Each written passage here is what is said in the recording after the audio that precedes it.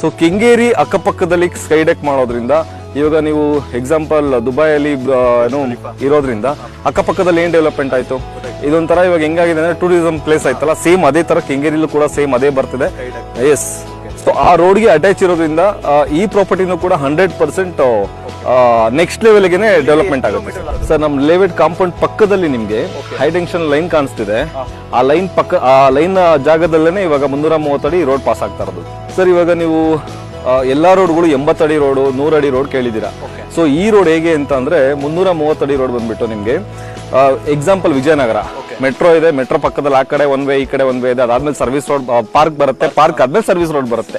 Same has it is, same ಅದೇ ತರ ರೋಡೇ ಇವಾಗ ಪಾಸ್ ಆಗ್ತಾ ಇರೋದು. ಸೇಮ್ ಆ ರೋಡ್ ನ ನಾವು ಕ್ಯಾಚ್ ಅಪ್ ಮಾಡ್ಕೊಂಡಿರೋದು ಸರ್. ಅದ್ರ ಪಕ್ಕದಲ್ಲೇನೆ ನಮ್ ಲೇಔಟ್ ಇದೆ ಸರ್. ಸರ್ ವಾಟರ್ ಲೈನ್ ಇದೆ, ಸ್ಯಾನಿಟರಿ ಲೈನ್ ಇದೆ, ಡ್ರೈನೇಜ್ ಇದೆ, ಸಿವೇಜ್ ಪಾಯಿಂಟ್ ಇದೆ.